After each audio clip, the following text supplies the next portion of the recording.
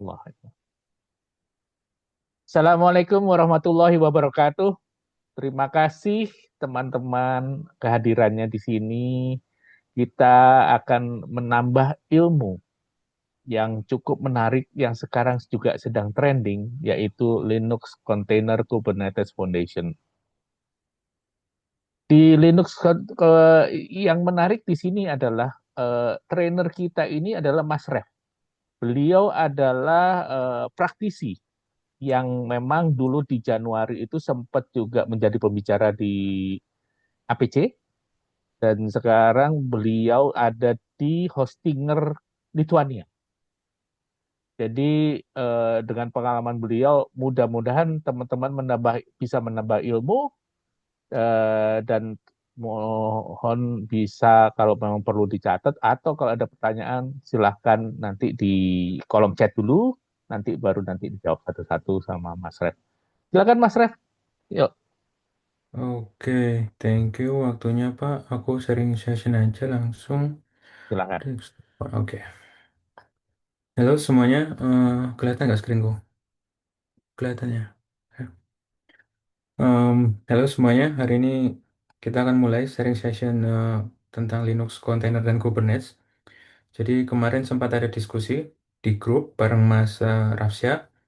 Jadi rencananya kita akan membuat training material dari awal sampai ke deployment. Goalnya adalah semoga dengan ini teman-teman bisa dapat pengalaman dan nanti bisa uh, ngedeploy suatu project beneran dan dapat gambaran gimana sih kalau kerja di sistem engineer atau SRE gitu. Di pertemuan sebelumnya kita pernah bahas tentang material cara kerja sistem engineer atau SRE dan juga DevOps. Sekarang kita akan membahas soal Linux, container, dan Kubernetes. Di sini saya akan sharing basic-basicnya dulu. Nanti kita akan ada sesi lanjutan untuk dive deep ke dalam technical isunya. Jadi kalau teman-teman semua pakai internet, kayak WhatsApp, TikTok, atau yang lainnya, service lainnya, itu service itu ditaruh di internet atau di cloud. Dan di balik semua service itu, biasanya ada Linux server. Hampir semuanya pakai Linux server.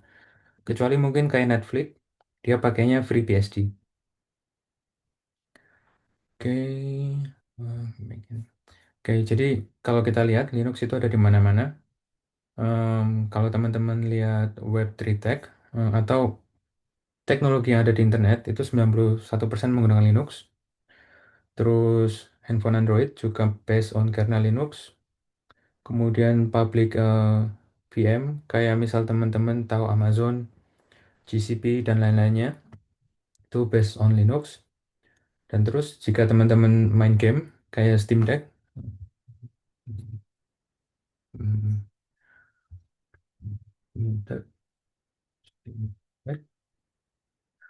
Steam Deck yang kayak gini yang buat main game itu juga based on Linux. Dan terus semuanya menggunakan Linux kernel yang sama, cuma bedanya nanti ada distributionnya atau distro. Misalnya yang terkenal kayak Ubuntu, Debian, Fedora, Red Hat, dan yang lainnya. Terus, nah internalnya kayak gimana sih Linux? Jadi ketika teman-teman menginstal Linux di server atau di virtual machine, ada beberapa layer yang ada di dalamnya gitu. Pertama dari hardware, kayak ada CPU, RAM, network interface, storage, GPU, dan yang lainnya. Terus di atas hardware layer itu ada namanya kernel space. Ini adalah core-nya dari Linux. Itu ada macam-macam software di sini, kayak buat firewall, networking, dan lainnya, TCP/IP. Dan terus setelahnya ada system call. Nah, ini jembatan antara kernel dan terus user space. Di user space, nanti di sini teman-teman install aplikasi teman-teman. Misalnya teman-teman install Python buat coding atau Nginx web server, Node.js dan container atau yang lainnya. Ini next. Subsistemnya kayak gini. nggak terlalu penting untuk dihafal sekarang. Jadi mostly kernel itu mengatur banyak hal di hardware sama tadi software itu. Ada juga buat routing, buat internet, paket dan lain-lainnya, dan terus memory management. Oke.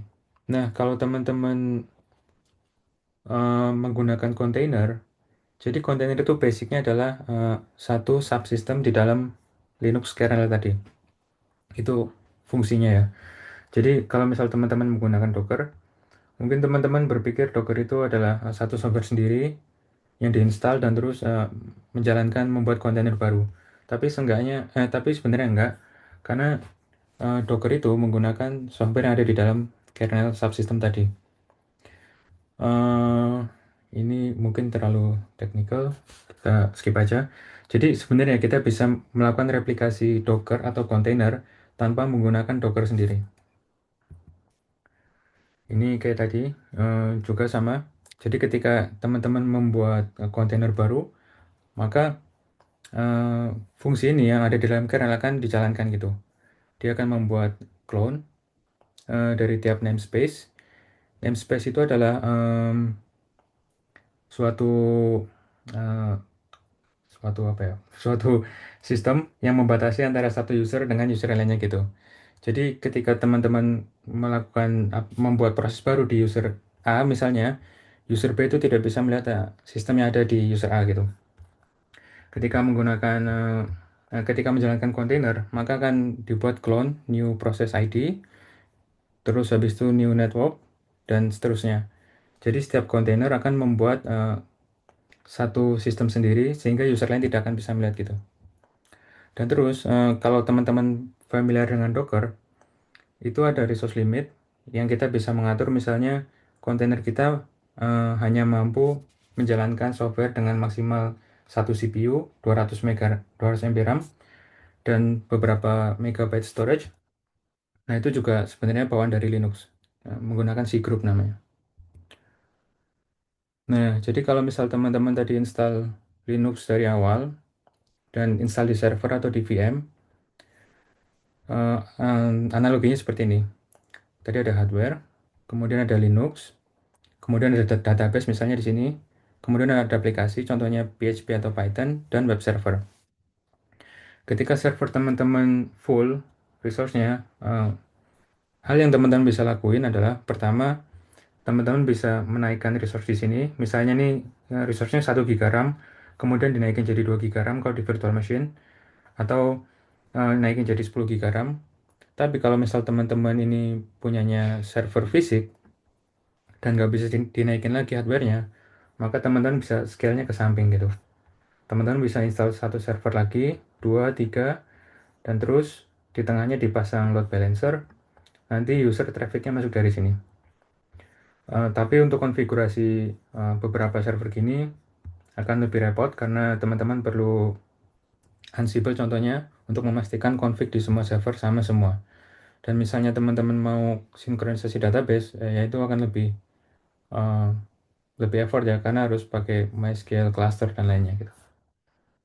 Dan misalnya teman-teman butuh hardware baru, teman-teman harus melakukan provisioning server baru. Teman-teman harus beli server baru, pasang servernya di data center contohnya, terus dikonekin satu sama lainnya. Oke, namespace. Ya, tadi itu namespace. Jadi ketika teman-teman membuat kontainer, nanti kontainer itu akan ada di dalam namespace. Jadi setiap namespace memiliki satu ruangan khusus kayak gitu contohnya. Dan terus user satu dan user lainnya tidak bisa melihat proses yang ada di beda user gitu. Ini juga sama, namespace in short kayak isolation. Jadi ketika user membuat proses, misalnya MySQL atau tadi PHP atau Python atau mungkin database, nah proses di satu user itu tidak bisa dilihat sama user lainnya. Dan terus nanti bisa di limit resource usage-nya pakai si group tadi itu. Dan namespace juga bisa melakukan limitasi atau isolation di network. Jadi user satu dan user lainnya bisa menggunakan network sendiri dan tidak terhubung satu sama lainnya. Ataupun kita bisa menghubungkan satu sama lainnya juga. Ya, kita bisa menggunakan IP link untuk ngerouting network yang ada di dalam namespace tadi. Ini si grup, ya, kontainer itu pakainya si grup di dalam kernel tadi. Jadi kita bisa melakukan limitasi untuk resources. Jadi misalnya satu kontainer itu tidak menggunakan semua CPU atau RAM yang ada di dalam server, tapi kita bisa melimit misalnya maksimal RAM-nya hanya 512 MB dan terus CPU-nya berapa dan terus I/O-nya berapa. Dan kita juga bisa melimit maksimal proses ID. Jadi kurang lebihnya kayak gini diagramnya. Ketika kita melakukan contoh Dockeran, menjalankan kontainer, kita bisa ngelimit maksimal satu CPU, maksimal 512 MB memori, dan kita bisa menjalankan Nginx kontainer dengan limit ini. Ketika Dockeran dijalankan, nanti akan connect ke kontainer D dan ke runc, runtime engine-nya, dia akan membuat limitasi seperti dalam kernel. Oke.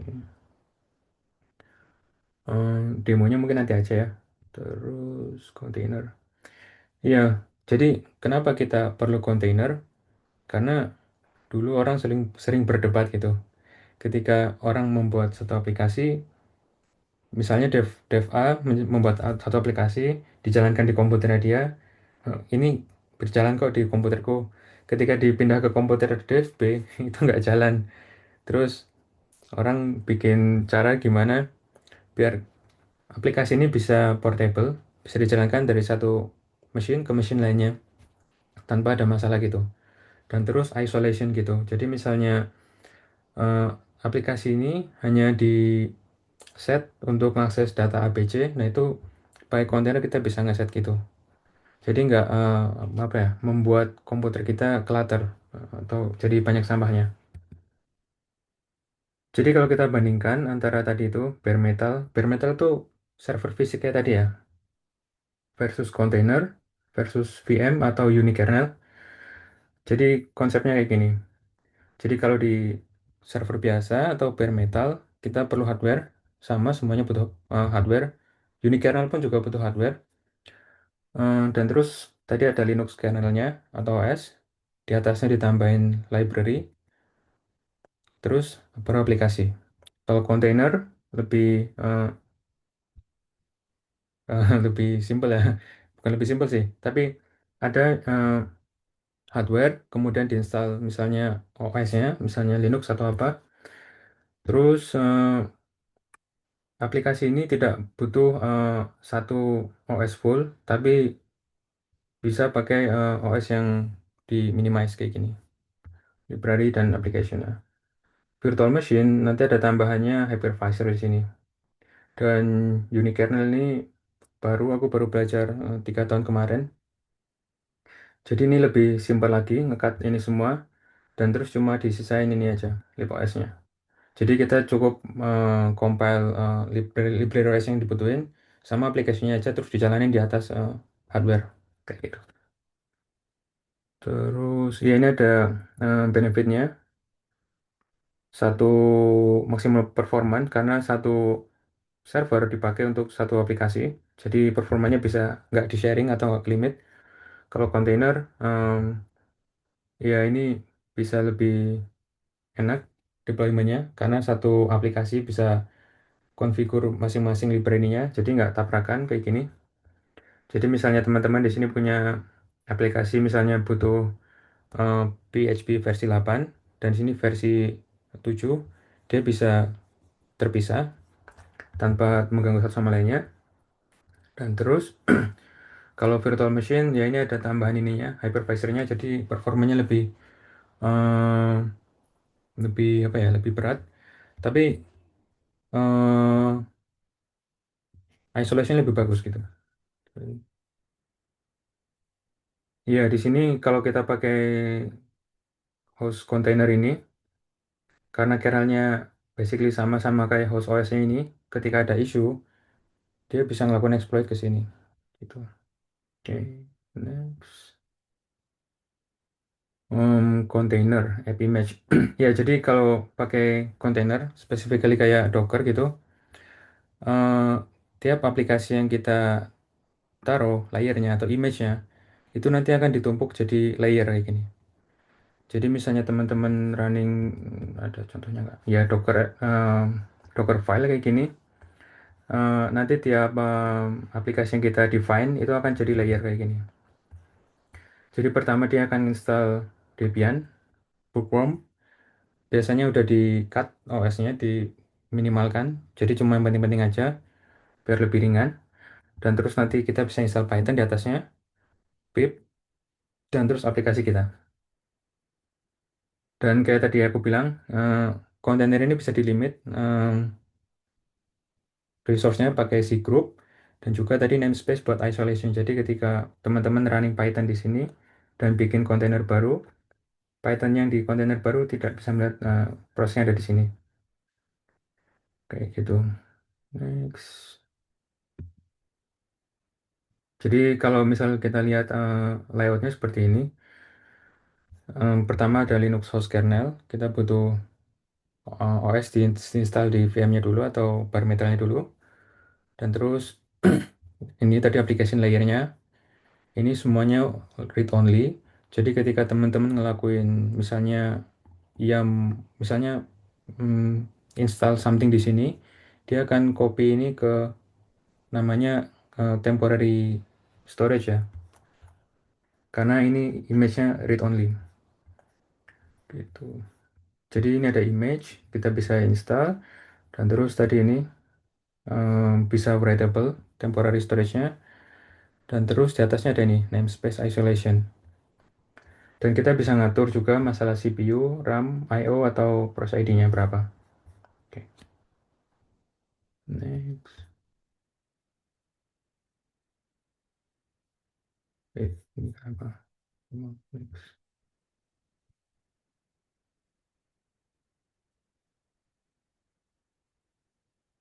Oke, ini mungkin nanti sekalian aja di terakhiran. Jadi kita bisa melakukan containerization kayak gini tanpa pakai Docker karena itu basically adalah fitur yang ada di dalam Linux kernel. Kita bisa pakai namespace, chroot, sama pakai tadi cgroup buat ngelimit resourcesnya. Next, ini contoh Docker file. Jadi kalau kita mau buat container, aplikasi yang ditaruh di container, contoh gampangnya kita bisa pakai Docker. Dan ini kita perlu nulis namanya Docker file, dan kita perlu define apa aja yang kita perlu taruh di container kita gitu. Contohnya dari awal, di sini aku mau install namanya Node.js 22, pakai OS-nya Alpine, itu Linux yang buat container, yang kecil Linuxnya. Terus nanti ada namanya work directory, jadi kita punya aplikasi di sini di folder app, dan kita bisa copy semuanya ke sini dan terus running npm.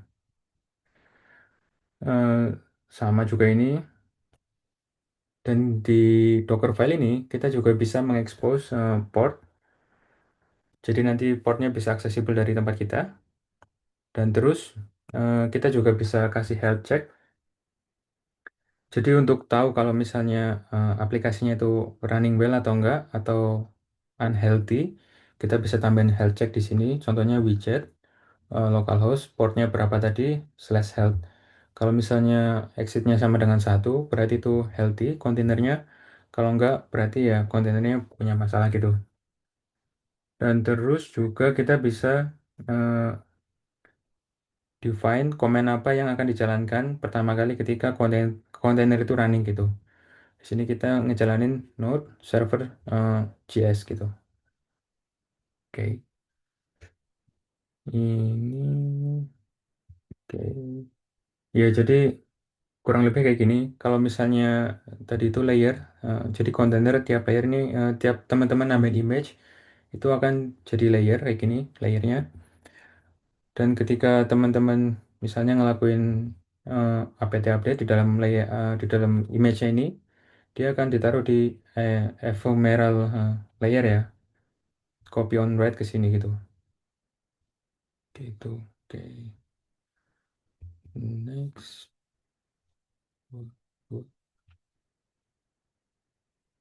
Oke.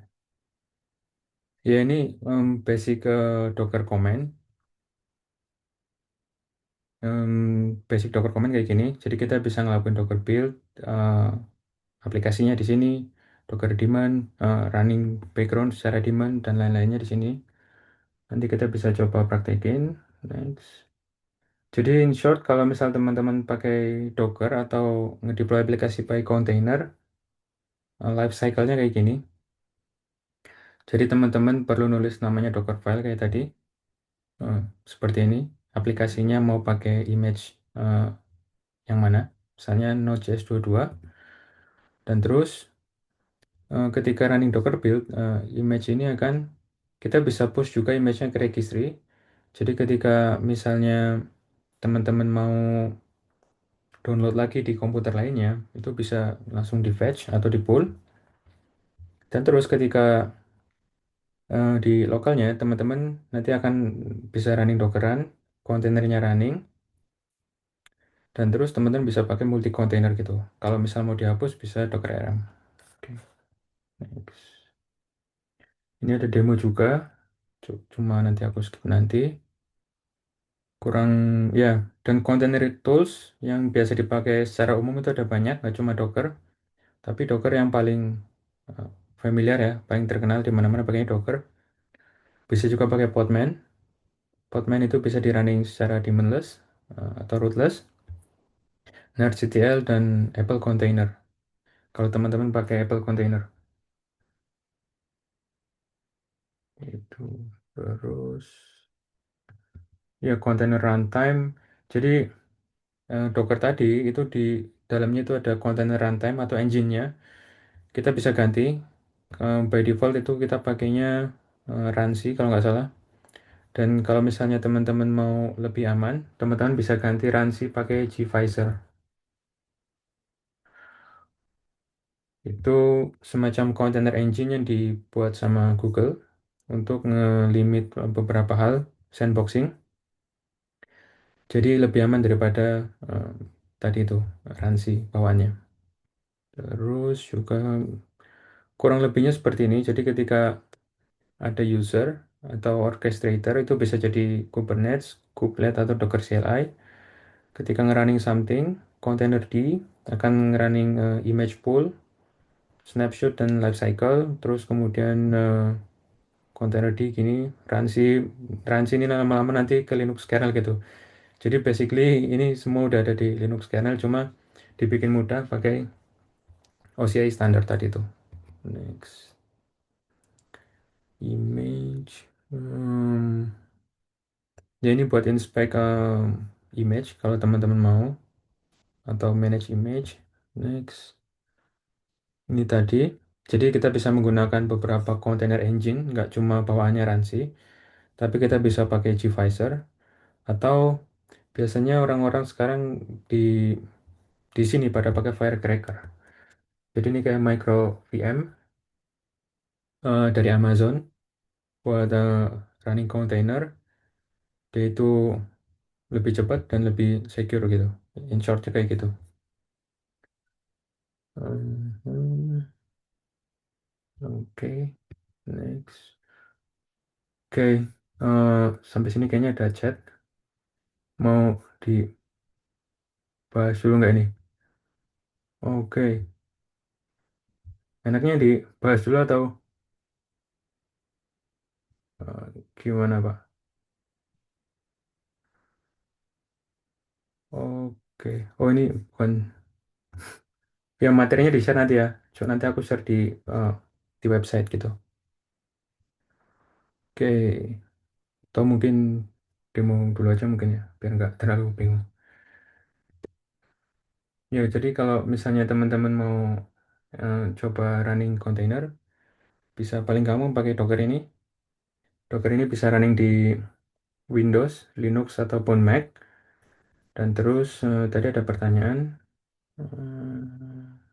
mana nih?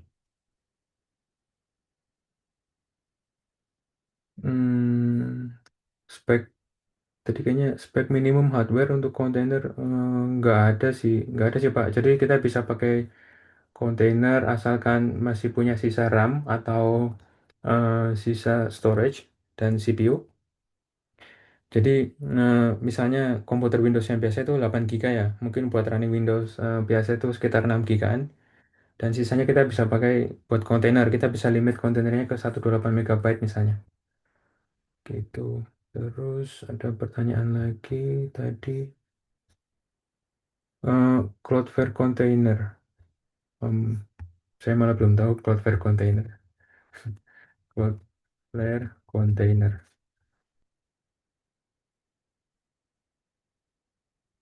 Hmm, Container serverless. Ini hmm, saya belum tahu soal Cloudflare Container, tapi kayaknya kontainer ini itu bukan kontainer yang kayak eh, untuk aplikasi biasanya, tapi ini untuk JavaScript. Jadi kalau JavaScript itu ada namanya PH isolation runtime. Hmm, jadi setahuku ya, kalau Cloudflare itu kontainernya tadi ini bukan kontainer buat kayak misal Python atau apa ya. Bisa nggak sih buat Python? Sepertinya dia terbatas buat Node.js, setahuku ya. Aku karena belum pernah pakai ini. Dan itu buat worker. Dan teknologi apa yang dipakai Cloudflare di belakangnya itu namanya V8 isolation buat Node.js. Jadi kalau V8 isolation Node.js. Nah, jadi di Node.js itu ada namanya V8 engine. Itu sama kayak engine yang dipakai buat ngerender JavaScript di Google Chrome. Dan itu punya isolation dan bisa dipakai buat tadi itu worker atau serverless tadi itu. Dan itu yang dipakai di Cloudflare. Tapi aku sendiri belum pernah pakai kontainer yang ada di sini. Kayak gitu, Mas. Oke, balik lagi ke sini. Ya, mungkin satu-satu dulu ya. Tadi demonya belum, biar nggak terlalu ketinggalan. Ya, jadi mungkin buat teman-teman, karena kemarin kan aku sempat diskusi di grup ya. Aku lihat nggak semuanya dari background IT. Jadi aku mulai materialnya itu dari basic gitu. Dan dan aku kepikiran dari basic dulu terus sampai ke advance, sampai ke praktikalnya gimana. Jadi mungkin buat yang udah tahu jadi kayak biasa aja gitu. Tapi aku pengen semuanya itu paham gitu. Nah, jadi demo Linux dulu ya. Pertama, tadi itu seperti yang aku bilang, kayak di sini tuh kita bisa install Linux di VM, contohnya virtual machine, ataupun di server beneran gitu. Nah, di sini aku punya VM buat demo. VM-nya itu di localhost, karena aku punya mini PC atau server sendiri buat eksperimen. Dan di dalamnya aku install namanya Proxmox.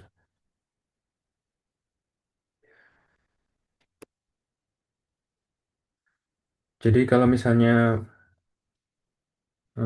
simpelnya, oh, kenapa jadi berantakan ini?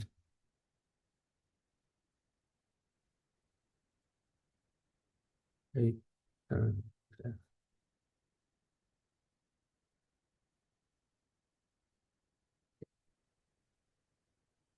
oke. Jadi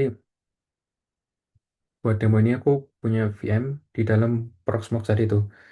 Jadi Proxmox itu kayak aku punya komputer kayak gini. Ini PC aku install namanya Proxmox. Proxmox basicnya virtual machine dan dia pakai namanya Linux KVM di dalamnya, kernel virtual machine. Dan kita bisa split Proxmox ini, misalnya satu komputer ya di sini aku punya satu komputer ini,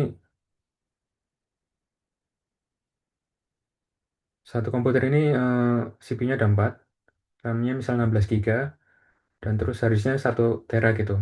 Nah, aku bisa split ini jadi beberapa VM buat eksperimen.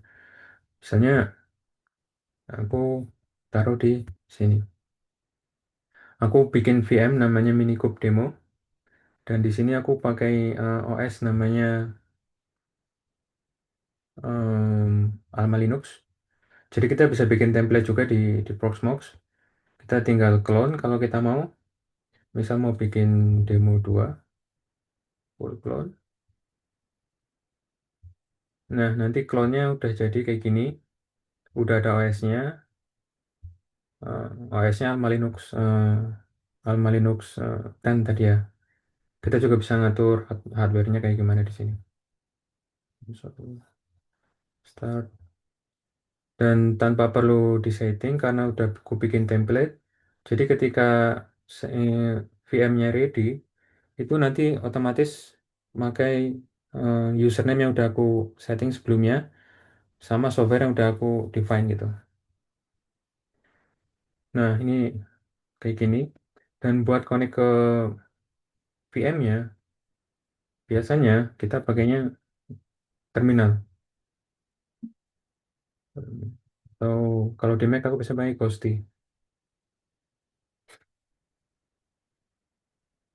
Nah, kalau kita ngerunning VM kayak tadi, mana tadi VM-nya? VM ini akan punya IP. Dan terus kita bisa connect ke IP-nya tadi tuh. Contohnya di sini, ini terus tadi udah aku siapin demo.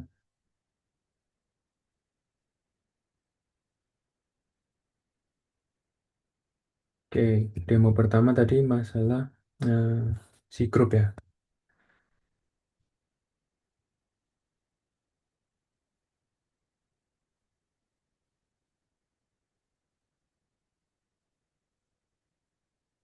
Nah, di Linux itu kayak komputer kayak di Windows biasa ya. Itu ada folder, ada file, ada script yang bisa dijalanin gitu.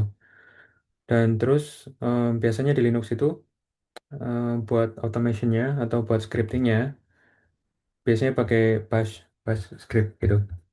Misal ini cut itu buat baca filenya, nama filenya apa, demo.sh.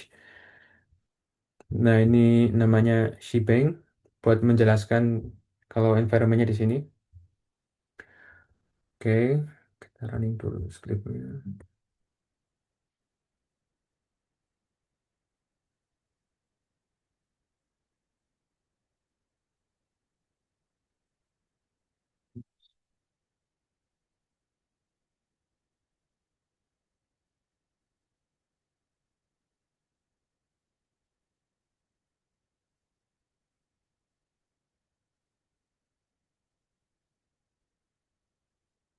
Oke,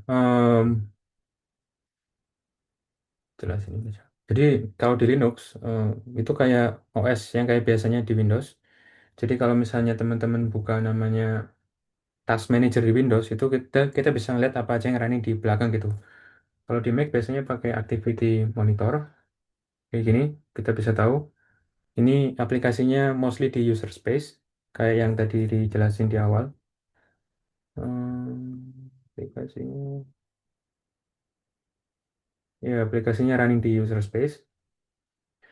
Dan kalau di Linux juga kita bisa lihat pakai top misalnya. Kita bisa lihat aplikasi yang running apa aja di belakang.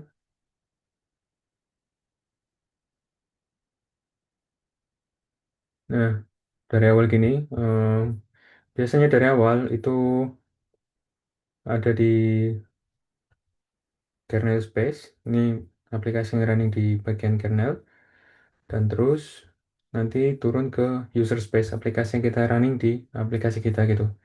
Contohnya di sini aku running Docker dan Docker itu kelihatan proses ID di sini.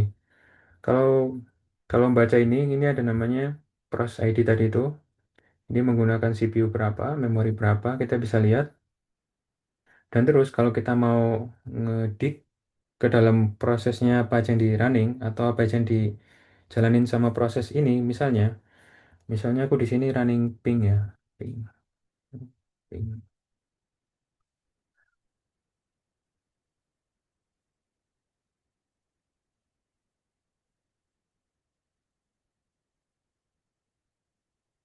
Ini ada ping, kita bisa lihat.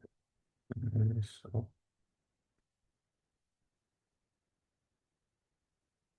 Hmm.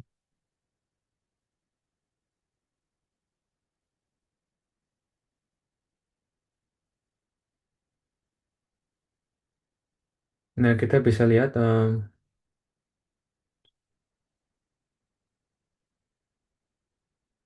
nah, kita bisa lihat eh, proses ping itu ngapain aja di belakangnya gitu. Ternyata ping itu dari sini ke sini dia ngebutuhin apa aja di sini aplikasinya. Dan terus kita juga bisa trace buat tahu sistem call apa aja yang dipanggil sama ping. Terus, nah,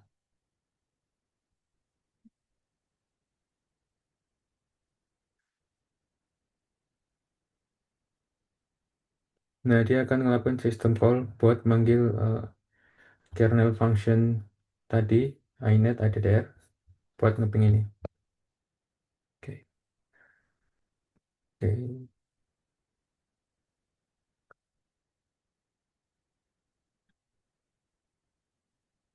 oke. Terus, oke, jadi ini tadi masalah namespace dan C group.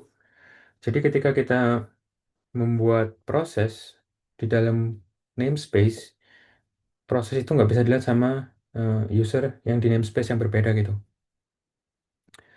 Dan contoh gampangnya gimana ya? Dan ya ketika kita ngeset limit di C group, kita bisa lihat foldernya di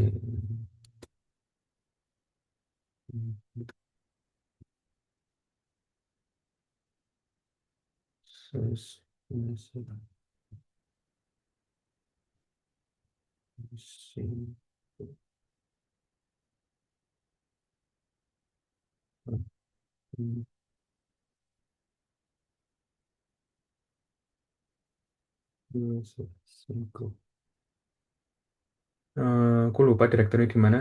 Jadi pakai kita bisa ngeset namanya C group, CPU maksimalnya segini dan dari 20% ini. Jadi ketika proses ID-nya yang running itu maksimal hanya menggunakan 20% dari core yang kita sediain gitu. PID-nya share.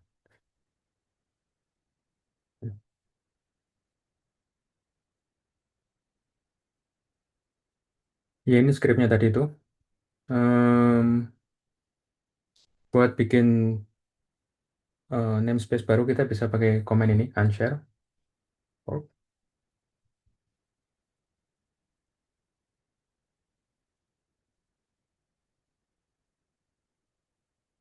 yes.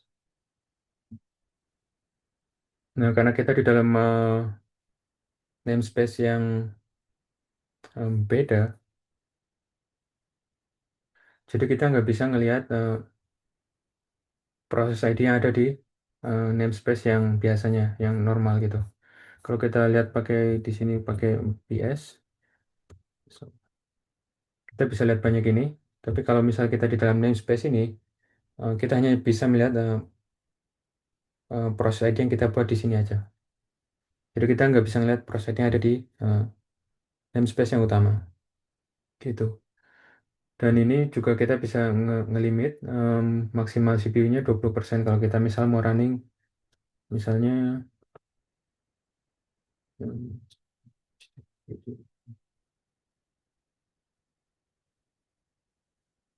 tapi nggak ada ini ya. Oke. Kayak gitu ya. Jadi kita bisa ngelimit tadi itu resource sama apa yang bisa kita lihat satu satu user dengan lainnya dengan namespace tadi itu. Oke. Itu tadi namespace terus kemudian ya si group juga sama tadi.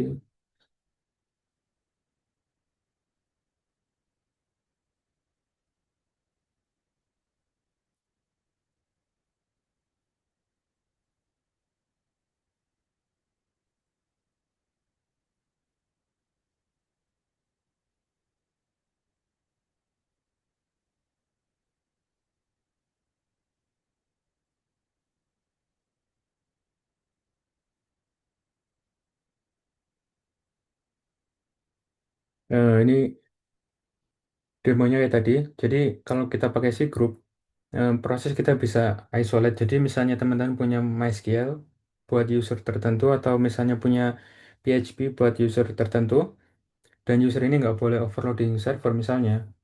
Nah, kita bisa pakai C group buat ngelimit maksimal resource yang boleh digunakan di di user ini. Dan ini basic container tadi itu. Isolation sama limitation tadi itu. Oke. Terus Docker, ya. Terus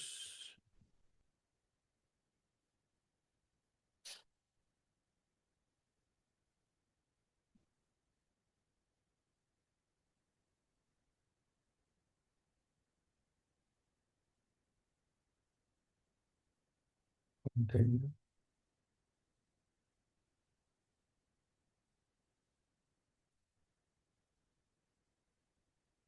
Ya, ini juga kita juga bisa bikin kontainer tanpa harus pakai Docker. Jadi kita bikin kontainer itu pakai tadi itu kernel namespace sama kernel cgroups tanpa perlu pakai Docker. Di sini kita bisa running Alpine dan terus tiap proses ID-nya eh, di isolate ya tadi ya. Pakai ini. Next. Oke.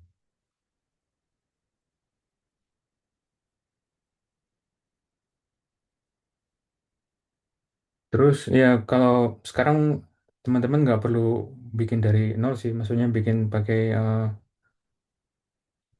C group atau bikin pakai namespace. Kalau teman-teman bukan hyperscaler atau teman-teman bukan punya perusahaan IT yang besar banget dan pengen nge-optimize semuanya, jadi teman-teman bisa pakai Docker gitu. Kalau buat daily use atau apa ya yang aplikasi standar gitu.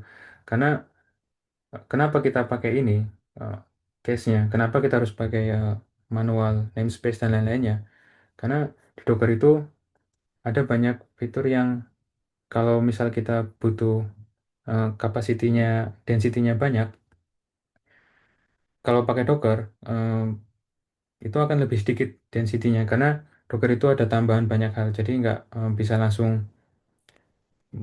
gimana ya, bisa mengurangi layer gitu.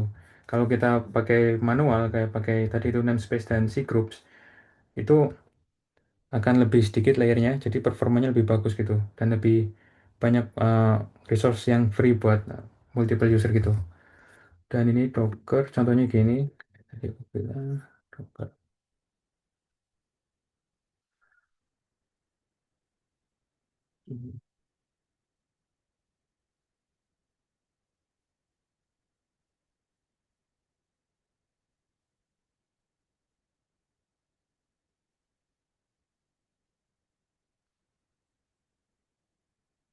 Nah, jadi di sini ada Docker file. Salah.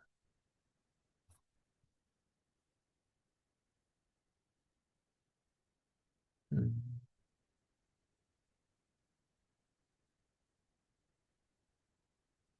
Oke, jadi lebih gampang ya kalau mau pakai container kita bisa pakai Docker tadi itu. Dan di sini ada contoh Docker project. Jadi di sini ada app.js. Ini ada contoh aplikasi yang kita bisa running di dalam container. Terus ada Dockerfile. Nah, Dockerfile ini adalah instruksi yang kita kasih ke Docker untuk menjalankan kontainer gitu. Nah, di sini kita bisa pakai pertama layernya adalah Alpine Linux. Eh, ini Linux yang simple, small, yang dikhususin buat kontainer.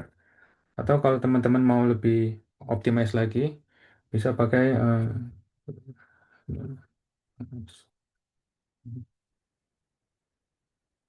Distroless namanya.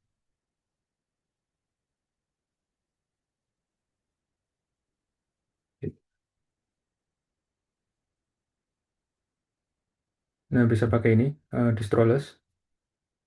Jadi ini nggak ada distronya kayak tadi aku jelasin, bukan Debian atau apa. Ini bisa lebih eh, hemat space dan lebih lebih ringan gitu ya. Dan kalau hemat space dan banyak layer, dan terus dia akan minim security issue gitu dibanding dengan Debian misalnya atau mungkin eh, Red Hat misalnya kayak gitu. Oke, pertama tadi itu kita butuh namanya container layernya. Kita butuh Node.js pakai Alpine Linux versinya 22. Dan terus kalau teman-teman lihat di sini ada work directory-nya. Hmm,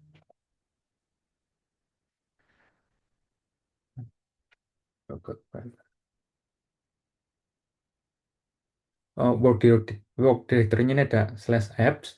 Ini biasanya pakai slash apps. Jadi kita nanti copy namanya package.json ini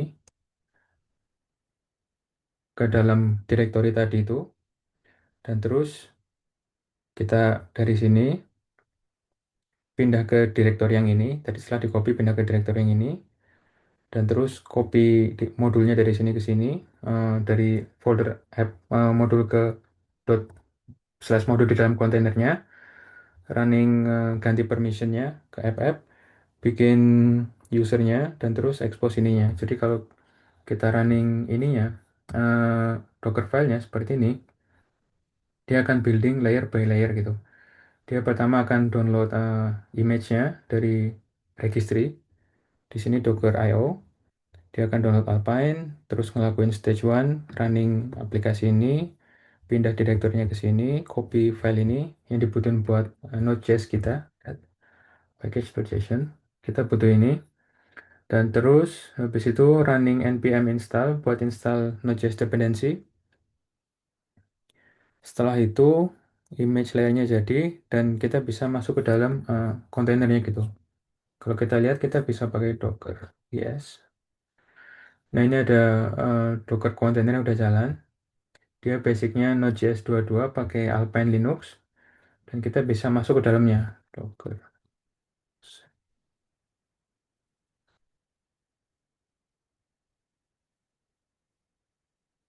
Nah, kalau kita lihat di dalamnya, itu struktur filenya sama kayak yang di project kita. Tadi ada app.js, kalau kita lihat, JS. Ini ada tiny script buat testing doang. Kita juga bisa lihat package.json, sama, karena di copy tadi dari sini, pakai Docker file. Pertama tadi copy ini, dan terus running npm install, dan terus kontainernya ready. Dan kita bisa,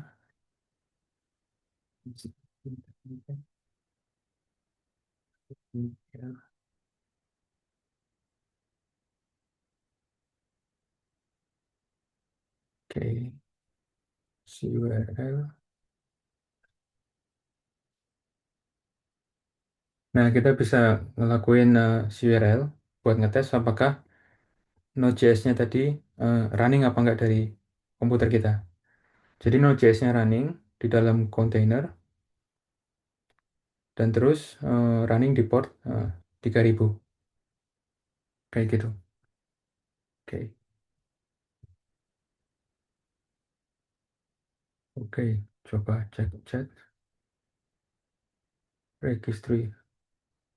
Apakah CI/CD akan dibahas? CI/CD mungkin terpisah ya, Mas. Aku juga kepikiran kayaknya ini enggak terlalu panjang kalau sampai Kubernetes. Jadi mungkin akan terpisah gitu. Registry. Iya, registry itu contoh gampangnya kayak Docker Hub. Ada juga namanya GCR, IO. In short, kalau menurutku registry itu tempat penyimpanan image. Jadi kayak repository. Em, nggak harus Docker Hub. Kita bisa bikin self registry kita sendiri. Atau biasanya em, ada yang pakai GCR, ada yang pakai namanya Y. Kalau Red Hat biasanya naruh image-nya di sini, Kuai.io. Jadi tempat penyimpanan image ya. Jadi nggak harus ya seperti ini seperti Docker Hub. Tapi nggak harus pakai Docker Hub. Jadi bisa pakai lainnya, bisa pakai GCR tadi itu atau bisa pakai Kuai.io atau pakai Docker Hub. Itu. Oke. Ada chat baru.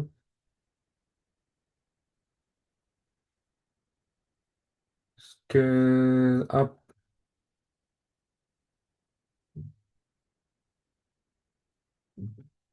scale out. Aku masih kurang paham masalah scale out itu gimana.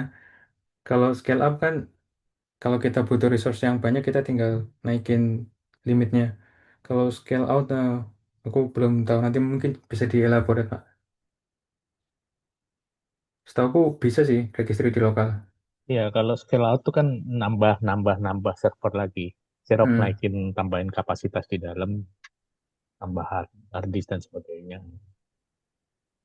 Jadi kalau Oh, di big data sih mainnya di scale out sih. Apa di sini memang sih menangnya di load balancingnya ya. Jadi single point of failure-nya nggak apa bisa di gitu loh. Cuman ya semua ada plus minus lah antara scale up sama.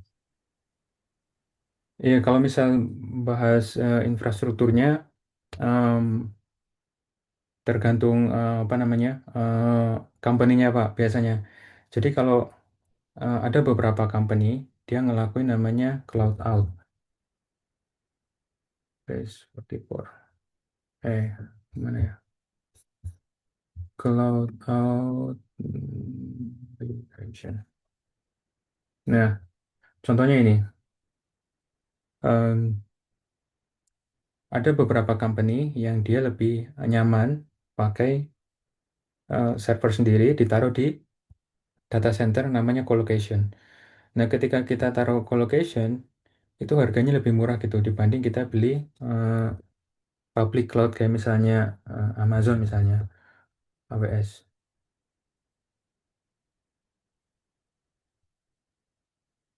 Nah, kalau misal colocation itu emang modal di awalnya besar,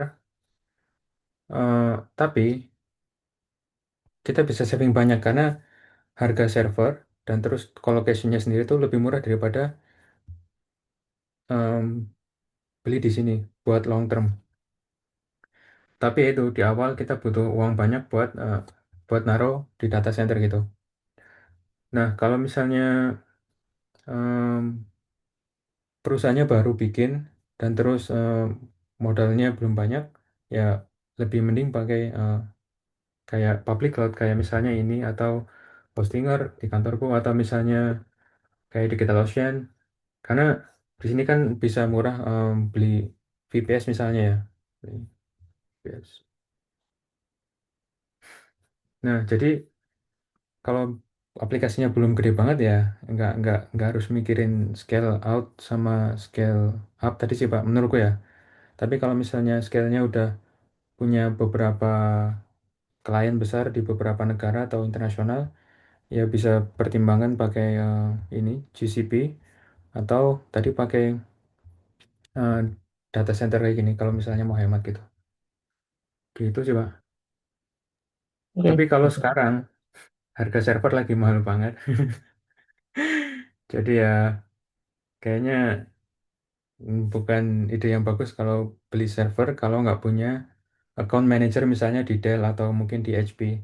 Karena pertama susah buat dapat servernya, kedua harganya mahal dan beberapa bulan tuh harganya bisa naik lagi. Gitu sih Pak. iya. Gitu. Apa biaya bukan waktunya juga pengiriman 6 sampai 8 minggu. Belum kalau lagi Kalau di butuh GPU. Wah, GPU-nya bubar sekolah nih harganya sekarang. kalau di Indonesia aku pernah import server itu ada namanya forwarder dan ya complicated masalah legalnya gitu. Tapi kalau di sini import server ya langsung masuk aja nggak perlu repot-repot sih. Gitu sih Pak. Gitu. Ya jadi tergantung kebutuhannya. Kalau misalnya butuh mau beneran grow big, kalau misalnya kayak Hostinger nggak beli server sendiri ya costnya banyak banget gitu sih. Gitu. Tapi di belakangnya ini GCP atau AWS ya belakangnya juga server juga. Karena nggak mungkin juga mereka nggak ada server kalau misalnya ini belakangnya gitu ya. Oke, tadi bahas masalah Docker.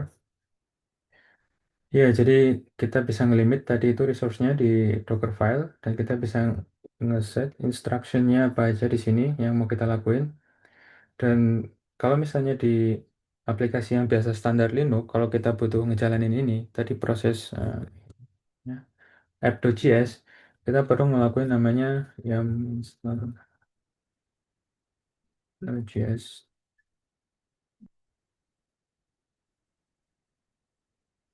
Ya, ini perlu ngelakuin manual, terus habis itu perlu konfigur manual, dan ketika misalnya teman-teman butuh aplikasi yang beda versi, nanti teman-teman harus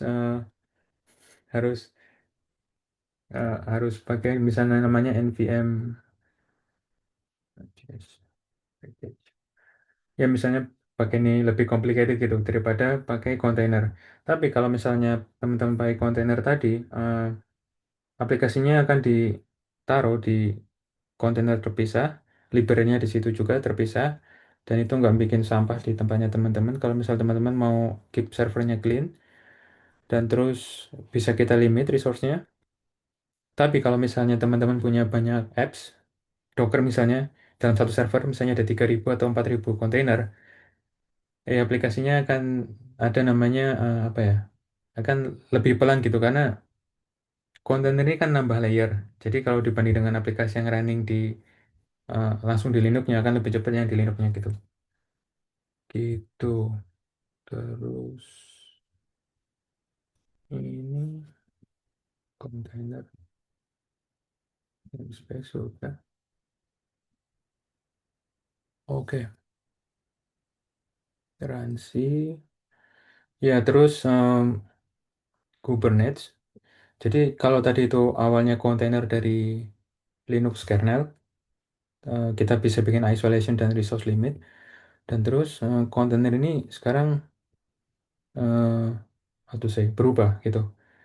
Jadi kalau teman-teman manage kontainer satu persatu, kayak misalnya harus running Docker PS, misalnya mau stop ya, Docker stop ini,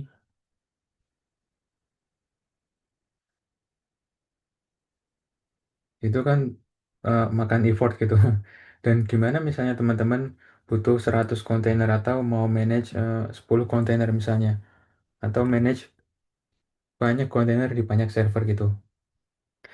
Makanya ada namanya Kubernetes tadi itu. Nah, jadi ceritanya dulu tuh aplikasi itu cuma satu aplikasi ditaruh satu server gitu. Kayak tadi aku cerita. Satu aplikasi itu. Contohnya gini. Nah, aplikasinya misalnya Tokopedia.com taruh satu server dulu. Nah, ketika Tokopedia ini butuh resource yang lebih besar, dia akan nge-scale ininya, servernya, scale up misalnya, nambah nambah CPU atau nambah RAM. Tapi kalau hardware-nya terbatas, susah jadinya kayak gini. Dan terus misalnya aplikasinya masih monolit, masih jadi satu aplikasi yang full tanpa dipisah-pisah. Ketika servernya down, misalnya ada DDoS di halaman utama, ya semuanya aplikasi akan mati gitu.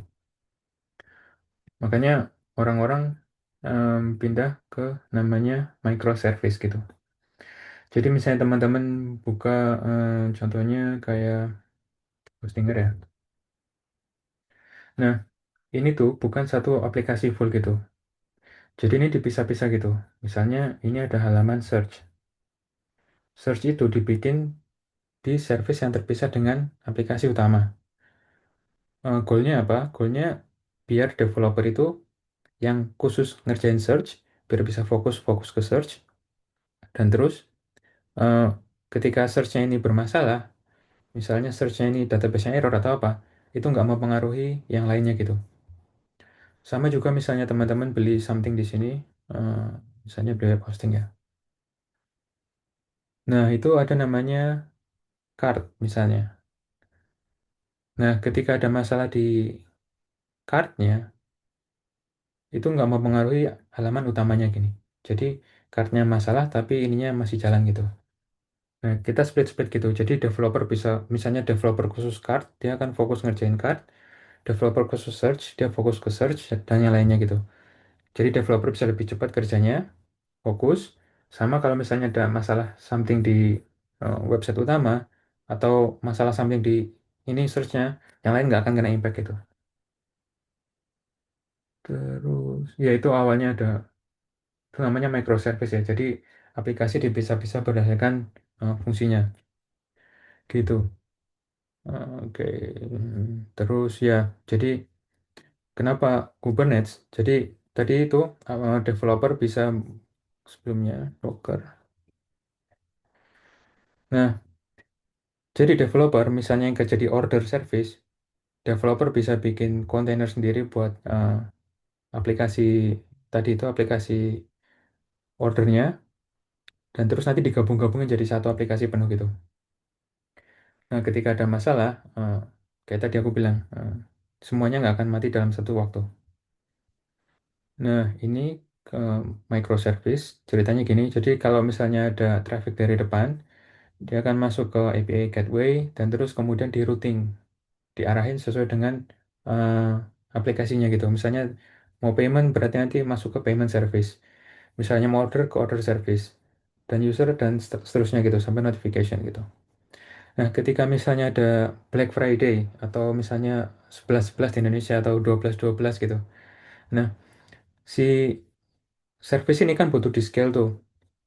Kalau misalnya pakai Docker manual, ya harus masuk ke dalam server, misalnya Docker, Compose, misalnya set CPU-nya berapa, misalnya CPU 200% kan itu kan effortnya besar ya.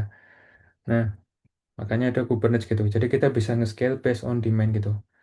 Atau kita juga bisa nge-scale sesuai dengan traffic gitu. Misalnya trafficnya besar ke dalam order atau payment, butuh paymentnya banyak, nah kita bisa scale kontainernya atau podnya 5 kalinya. Dan terus ada namanya health check. Kalau misalnya ada error, nanti kita dapat alert gitu. Dan Kubernetes ini kita juga bisa ngelakuin rolling update. Misalnya developer bikin eh, aplikasi order versi versi 2 misalnya ya. Nah, si versi 2 ini kita bisa rolling ke sini tanpa mempengaruhi yang lainnya. Dan terus kita juga bisa namanya rollback. Kita bisa balikin lagi ke eh, state awalnya sebelum update kalau misalnya ada masalah. Tuh. Nah, ini juga bisa service discovery dan yang lainnya gitu. Oke, next. 32 somehow slide-nya maju. Jadi kurang lebihnya gini arsitekturnya. Em, kubectl itu yang diinstal di komputer kita. Ya, CTL. Nah, aku belum install ternyata.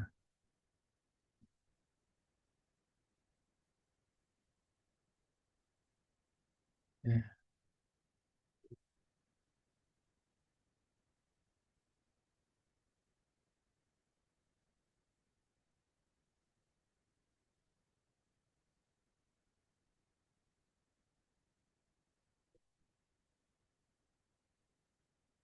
oke. Belum bikin alias. Kubectl. Oke. Hmm, tadi kan belum. Yes. Kubectl.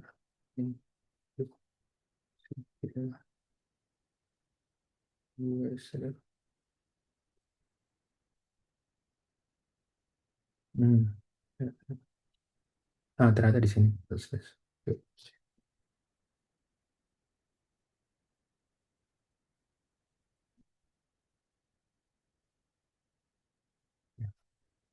Ya, jadi kubectl itu adalah tools yang kita bisa pakai buat manage Kubernetes.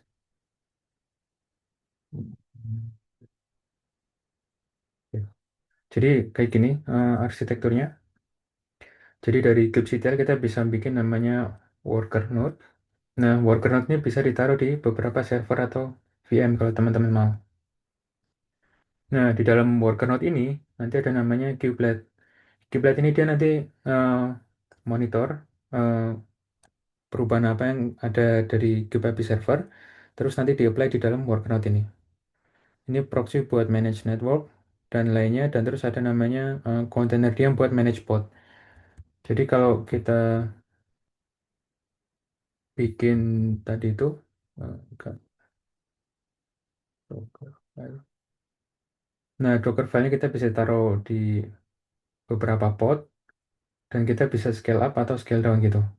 Dan misalnya teman-teman butuh resource lebih, kita bisa nambah worker node atau kita bisa scale up atau down ininya podnya gitu. Dan terus jadi kalau misalnya di gambar JSP, ya misalnya ini ada komputer lokal, di sini ada kubectl, kubectl, L, eh. Terus di sini ada namanya master node. Terus nanti di sini ada namanya tadi worker node.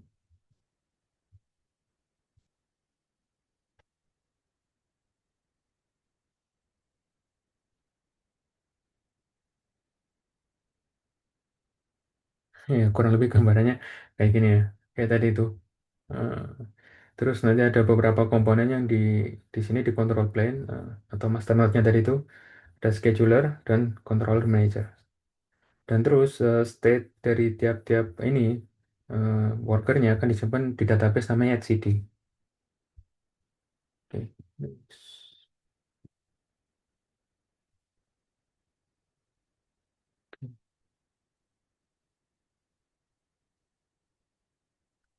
Kalau ini biasanya ada service discovery di Kubernetes.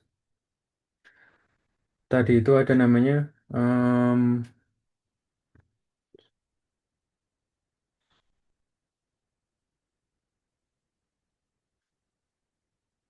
ya pakai service discovery setahuku. Kalau misalnya mau belajar nggak pakai ini juga bisa belajar pakai konsul konsul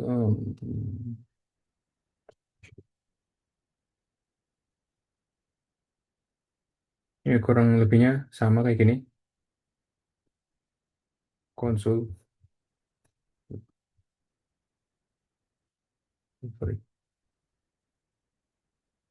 Biasanya juga developer itu nanti naruh endpointnya em, misalnya membuat endpoint kayak slash payment. Nah, nanti ketika ada user ngakses slash payment nanti akan diarahkan ke slash payment itu gitu. Contohnya gitu. Replica set endpoint. Nah, ini endpoint tadi itu.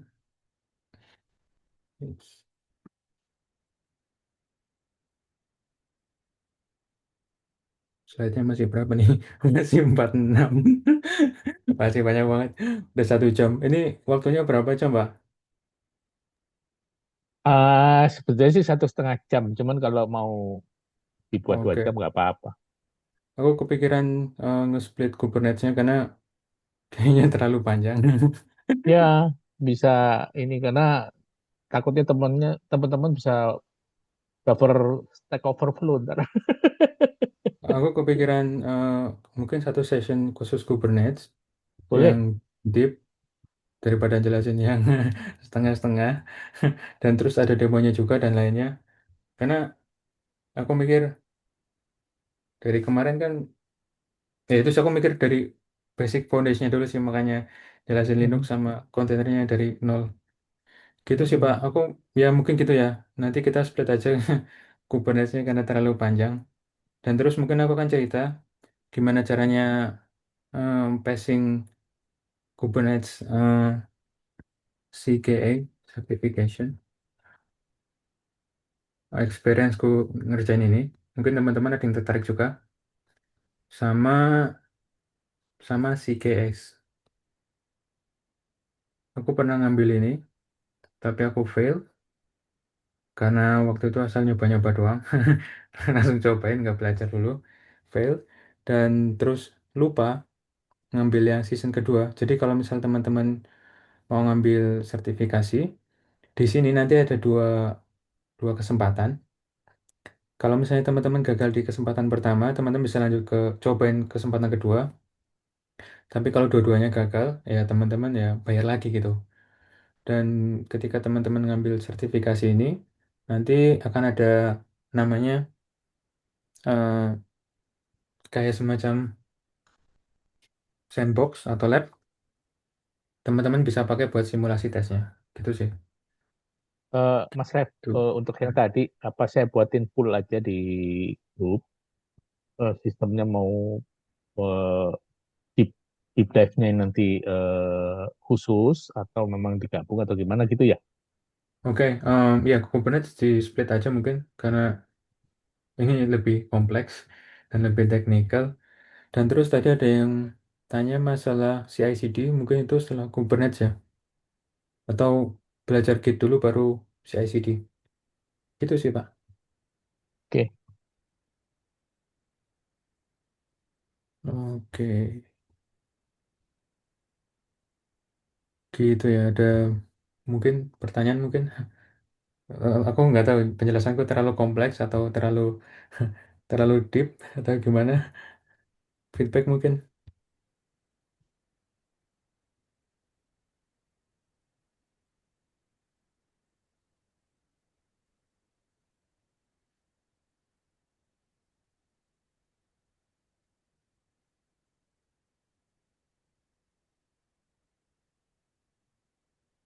Ada pertanyaan? Atau nggak ada? Oke, udah mungkin saya aku cerita mas, sedikit. Gimana? udah saya masukin ke grup IT Telco nih Oke, untuk deep dive. oke. Iya, mungkin ada pertanyaan atau mungkin ada yang tanya kenapa aku jelasin dari kontainer, kernel, dan lain-lainnya. Jadi, sebagai background, dulu aku pernah interview di suatu company, dan di company itu ditanyain eh, basic, basic bukan basic bukan kontainernya, tapi basic di dalam kontainer gitu. Jadi, kamu tahu Docker, tahu. Terus di dalam Docker ada apa? Ya aku jelasin, ada syscall, ada ini, ada ini, ada ini, ada ini. Itu company internasional juga. Not sure kalau misalnya teman-teman ngalamin hal yang sama atau enggak. Kalau di Indonesia kayaknya kemarin terakhir aku pernah interview itu ditanyain eh, kulitnya sih kayak outer layernya. Kalau di sini aku ditanyain dalamannya gimana. Hmm. Oke, ini ada Mas, Andi Mas tanya. Andi ini tolong Mas. Mas Andi silakan open mic, sama open ini. Oke, siap. Terima kasih Pak Permanto. Ya, Mau nanya terkait microservice tadi. Tadi kan membahas terkait microservice. Kalau microservice itu ketika ada satu fitur yang fail, maka yang fitur-fitur yang lainnya tidak kedampak gitu ya, atau ke impact gitu ya, Hmm, ke impact fail juga gitu. hmm, Mau nanya juga, bagaimana cara microservice A ke microservice lainnya sampai tidak kena impact, dan bagaimana cara komunikasi microservice A ke microservice lainnya gitu. oke, Karena jujur saat ini lagi proses eh, eksperimen juga di Docker Swarm, masih belum terjun ke Kubernetes, masih coba di Docker Swarm untuk mencoba microservice-nya itu sendiri. Nah, jadi ingin tahu dari pengalaman Mas Ref itu, kalau di Docker Swarm sendiri untuk microservice itu bagaimana? Seperti itu oke. sih, Mas. Ya, oke, Jadi, terima kasih. oke, sama-sama. Jadi kalau Docker Swarm, aku sendiri nggak ada experience sama Docker Swarm. To be honest, aku kurang tahu di Docker Swarm gimana. Jadi kalau di Kubernetes itu ada namanya ini, ada namanya readiness, liveliness, dan startup props. Nah, ini contoh Kubernetes manifest. Jadi Kubernetes manifest ini kita pakai buat manage tadi itu pods dan lainnya ya. Nah, di sini ada namanya liveliness, ada namanya readiness, sama ada namanya satu lagi startup props. Startup props aku nggak pernah pakai. Jadi setauku nanti kalau Mas ngebuat pod di Kubernetes, nanti ada namanya readiness. Nah, si microservice ini akan ditaruh di dalam pod kalau di Kubernetes ya. Nah, microservice ini ada namanya endpoint-nya. Misalnya Mas mau bikin microservice payment. Nah, nanti Mas perlu define di sini eh, payment endpoint dan terus Mas kasih readiness prompt. Jadi readiness prompt itu bisa kayak command prompt, CMD. CMD. Nah, ini slash health, slash ready dan lainnya. Image-nya yang mana? Nah, kalau misal ready sama liveness itu beda. Misalnya ready, misalnya ketika Mas bikin podnya jalan, itu bisa jadi podnya ready, tapi health-nya oke nggak? Karena kalau kontainernya jalan, tapi misalnya Node.js di dalamnya bermasalah, berarti nanti ini eh, podnya itu healthy tapi ready tapi not healthy. Paham nggak, Mas? Ya, ya, ya, Aku nggak paham, tahu paham, sih, paham. ya di Ya, ya, Docker Swarm ada gini atau enggak. iya, iya, Tapi ada. biasanya pakai ini sih, Mas. Kayak gitu.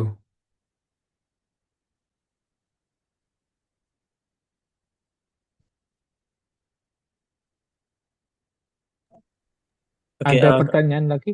Ya, silakan Mas oke, Andi. kalau kalau komunikasi sendiri itu ada, kalau di Dokesam ada network untuk menjoinkan antara satu microservice ke microservice lainnya. Kalau di Kubernetes sendiri itu untuk menjoinkan antara networknya itu lewat yang mana, Mas ya?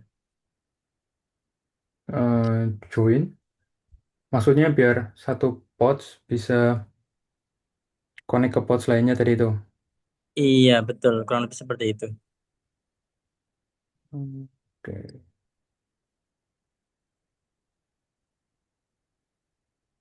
Networking.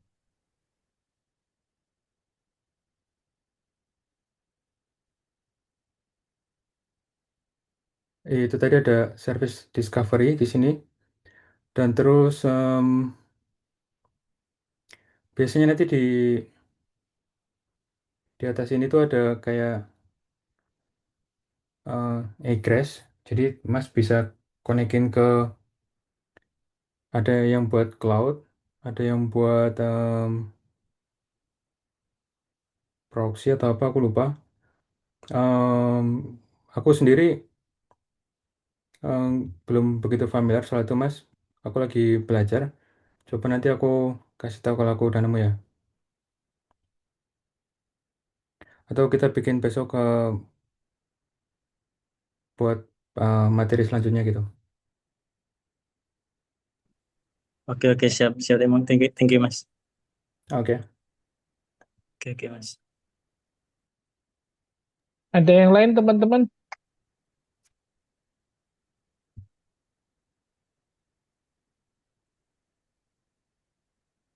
Oke, Aku eh, mau tanya dong ke Mas Mas tadi, Mas Andi. Mas Sandi ya.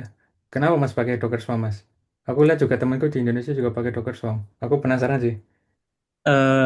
Iya, Mas, ini di tempat kerja saya, eh, di salah satu bank di Indonesia sih, Mas. Itu beberapa aplikasi masih menggunakan Docker Swarm, tapi saat ini karena pakai Docker Swarm, ketika ada satu microservice yang fail, yang lainnya ikut goyang semuanya, Mas. Jadi kayak semacam membangun istana pasir gitu, Mas. Kalau salah satu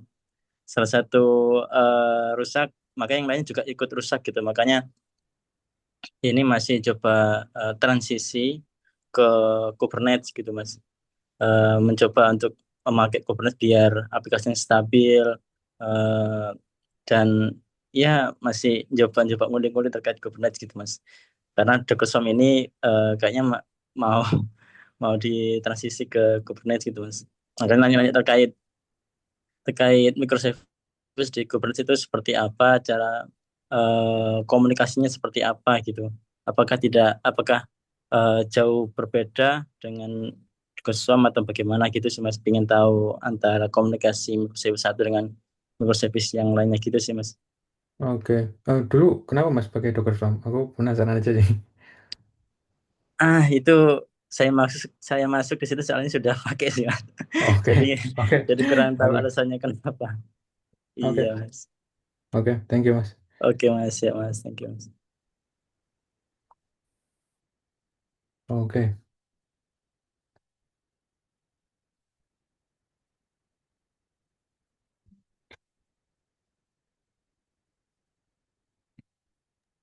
Mungkin nanti bisa dibahas di sesi berikutnya ya Mas. Ini kayaknya menarik juga bahwa ada beberapa teman mungkin yang juga sama case-nya melakukan rencana migrasi. Jadi pros and cons-nya juga ntar mungkin itu kan yang dari Swamp ke itu dan sebagainya. Oke, tapi to be honest, aku belum pernah cobain Docker Swarm, jadi aku nggak bisa komentar banyak Docker Swarm gimana. Oke, ada pertanyaan lagi mungkin?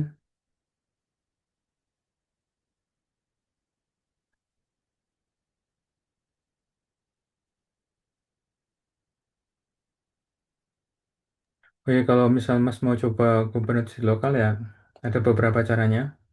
Bisa pakai Minikube kalau mau, atau bisa pakai Kite,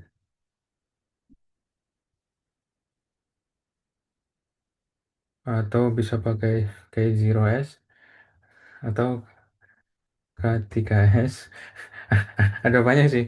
Oh, bikin simulasi di lokal, atau kalau Mas mau males setting manual ya bisa pakai ini apa namanya killer. Udah.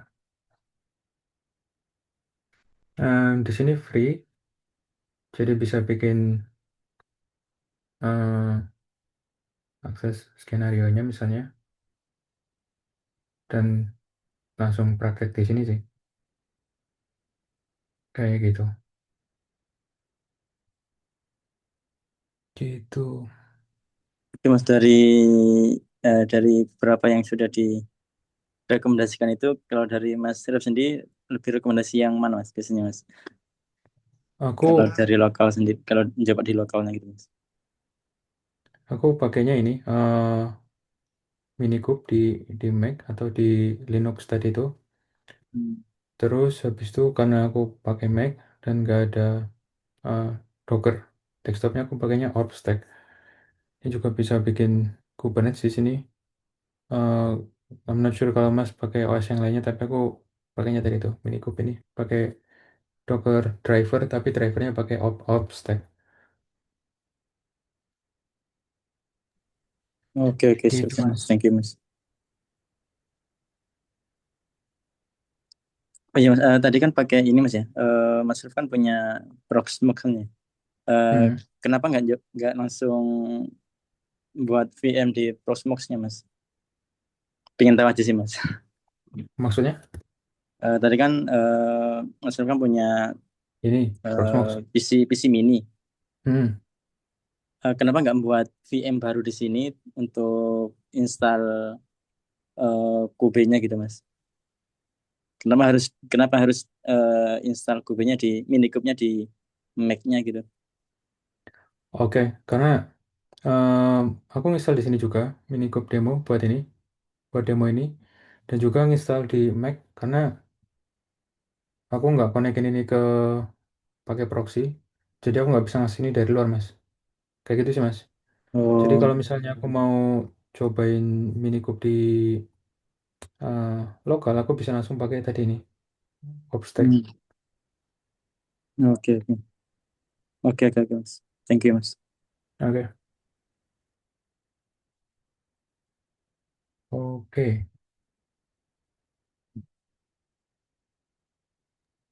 Ada lagi teman-teman?